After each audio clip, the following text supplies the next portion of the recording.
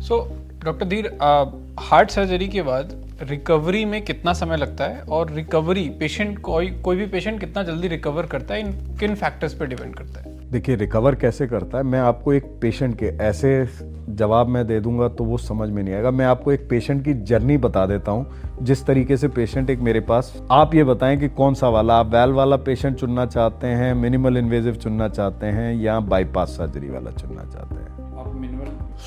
मैं एक पेशेंट की जर्नी बताता हूँ जिनको मैंने परसों ही डिस्चार्ज करा है, सैटरडे को वो discharge. She is 65 year old female, 65 साल की, डायबिटिक पेशेंट। मेरे पास ओपीडी में है, डॉक्टर साहब सांस फूल रहा है, और मेरे को सब लोगों ने कह दिया है कि आप वाल्व पूरी तरीके से सिकुड़ गया और इसको कुछ और नहीं कर सकते, इसको बदलना है। सो मैंने उनको ओपीडी में देखा।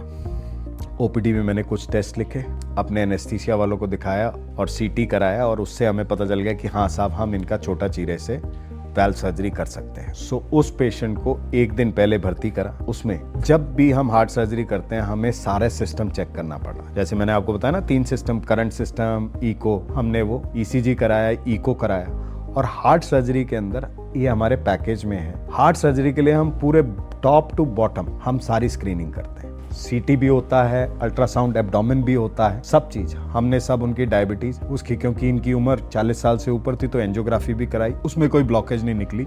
हमने प्लान करा इनका मिनिमल इन्वेजिव सर्जरी। एक दिन हमें लगता है प्रिपरेशन में मिनिमल इन्वेजिव सर्जरी। हम बॉल की कुछ एक्सरसाइज बताते हैं ताकि लंग्स उनके प्रॉपर रहें, कुछ नेबुलाइजेशन दिया, स्टीम इनहेलेशन दिया, वो सब एक बेसिक प्रिपरेशन करके। Day of surgery is 0 day. जिस दिन सर्जरी होती है उसको हम 0 डे काउंट करते हैं। पेशेंट एनेस्थीसिया दिया गया, उसके बाद मेरा काम हुआ, सर्जरी लास्टेड जो भी, पेशेंट आईसीयू में शिफ्ट हुआ, सारे पेशेंट्स वेंटिलेटर पे शिफ्ट, ऑल पेशेंट स्टेबल हुआ। 4 से 6 घंटे देख लिया कि वाल्व ठीक कर रहा है, सब काम सब चीज ठीक चल रही है। हम मल्टीपल लाइंस डालते हैं जिसमें मॉनिटरिंग, सारी चीज मॉनिटरिंग सामने चल रहा होता है। इसी वजह से मैं कहता हूँ कार्डियक सर्जरी ज्यादा सेफ है। अगर आपको मालूम है कि आपके दुश्मन यहाँ बैठा है, यहाँ बैठा है, यहाँ बैठा है, उसके पास बंदूक है, उसके पास चाकू है, तो आप बच सकते हो। अगर झाड़ी में कोई छुपा हुआ है तो आप नहीं। तो हम इसी वजह से पूरा बॉडी स्क्रीन करके वो करते हैं। 6 से 8 घंटे में अमूमन तौर पे 90% पेशेंट वेंटिलेटर से निकल जाता है। उसके बाद आता है अगला दिन, दैट इज कॉल्ड डे 1। उस दिन पेशेंट बेड पे रहता है, कुछ ड्रेन पड़े हुए होते हैं, एक्सरसाइज करने के लिए कहा जाता है, लिक्विड सेमी सॉलिड डाइट पहले दिन, और स्टीम इनहेलेशन और बेसिक फिजियोथेरेपी जो है वो चल रही होती है। मॉनिटर पे सब चीज वो बात कर रहे हैं। डे 2 पे पेशेंट सबसे पहले बेड से बाहर निकाला जाता है, वो कुर्सी पे बैठता है, उसको असिस्टेंट्स के साथ टॉयलेट लेके जाया जाता है, सारी लाइंस उसकी निकाली जाती हैं, आईसीयू में वो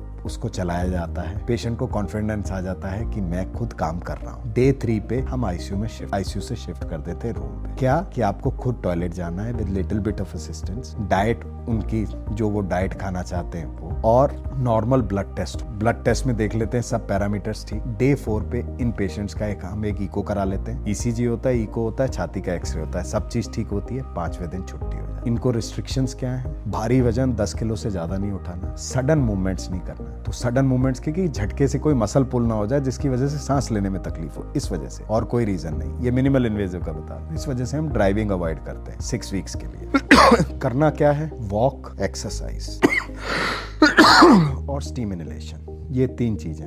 बाकी रेगुलर अपने बेसिक मॉनिटरिंग, पल्स और बीपी। ये 5वें दिन डिस्चार्ज होने के 1 हफ्ते बाद बुलाते हैं, उनका घाव देख लेते हैं, जो साइड में दिया है, टांग में दिया है छोटा सा, जो वो देख लिया, सब चीज ठीक, ब्लड टेस्ट, उनको मेडिसिन लिखी। उसके बाद हम 1 महीने बाद बुलाते हैं और उनसे क्या हम एक्सपेक्ट करते हैं 1 महीने, that they should be walking and doing exercise for 45 minutes. और अगर वॉक कर रहे हैं, सिंपल वॉक कर रहे हैं, तो वो वॉक भी इतनी होनी चाहिए कि 45 मिनट में मिनिमम 4 किलोमीटर कवर। और क्या ये मेरे patients, 90% of my patients achieve थे। मैं आपको बहुत सारे पेशेंट्स का बताता हूँ जो चाहे ओपन हार्ट, चाहे ऐसे, चाहे मिनिमल इन्वेजिव, मेरे को 6 हफ्ते बाद ये लिखवाते हैं कि सर आप मुझे फिटनेस सर्टिफिकेट दीजिए, मुझे ट्रैकिंग पे जाना है या मेरे को इवेंट में जाना है। और ये एक धारणा बना रहे कि हार्ट सर्जरी हो गई तो 6 महीने तक बिस्तर से नहीं उठे पाए। देखिए, उठने ना उठने के लिए तो वायरल फीवर आया है तो वो कोई एक आदमी कह दे कि मैं साहब 15 दिन नहीं उठूंगा, वो एक डिफरेंट मापदंड हो गया। बट अमूमन तौर पे 90% लोग इस तरीके से काम करते हैं।